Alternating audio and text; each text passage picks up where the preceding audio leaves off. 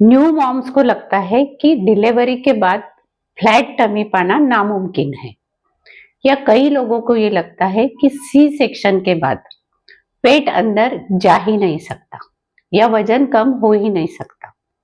क्या आपके मन में भी ऐसी कुछ गलत धारणा है? और अगर है तो ये वीडियो आपके लिए है, क्योंकि आज के इस वीडियो में हम इसी विषय पर चर्चा करने वाले हैं। डिलीवरी के बाद फ्लैट टमी पाने के लिए क्या क्या करना चाहिए।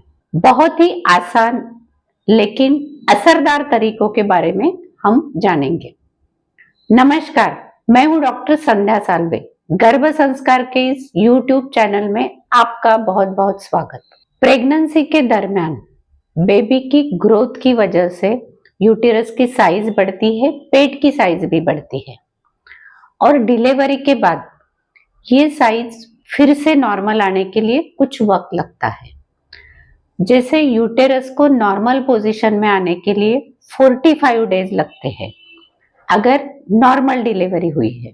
अगर सिजेरियन सेक्शन हुआ है तो 3 महीने लगते हैं। तो हमें इतने पीरियड के लिए कुछ चीजों का परहेज रखना बहुत जरूरी है, जिससे कि आपका पेट बहुत ज्यादा छूटे नहीं, बहुत ज्यादा बड़ा नहीं हो, आपका वजन बहुत ज्यादा नहीं बढ़े। और उसके बाद में एक्सरसाइज और डाइट के जरिए फिर से हमें नॉर्मल पोजीशन में आने की कोशिश करना चाहिए।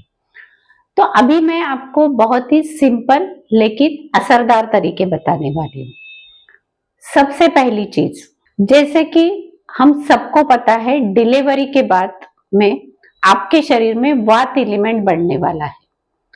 वात एलिमेंट शरीर को फुलाने का काम करता है, पेट को और ज्यादा बड़ा करने का काम करता है। तो इस वात एलिमेंट को कंट्रोल में रखना, बैलेंस में रखना बहुत ज्यादा जरूरी है। वात को बैलेंस रखने के लिए आपको ठंडी चीजों से परहेज करना है।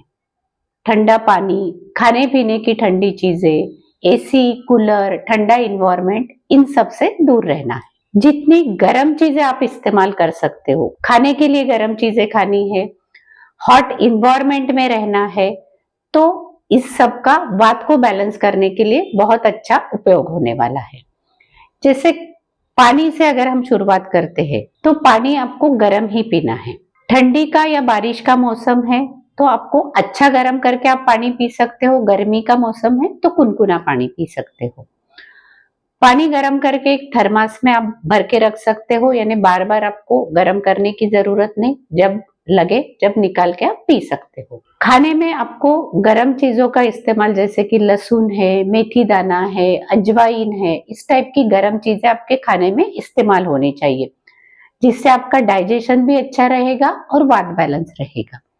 खाना आपको गरम, ताजा और सात्विक खाना है। बाहर का जंक फूड आपको अवॉइड करना है। डिलीवरी के बाद जो पेट छूटा हुआ है उसे कंट्रोल करने के लिए आप बेली बेल्ट का इस्तेमाल कर सकते हो। नॉर्मल डिलीवरी है तो तुरंत इस्तेमाल आप कर सकते हो, बेली बेल्ट बांध सकते हो।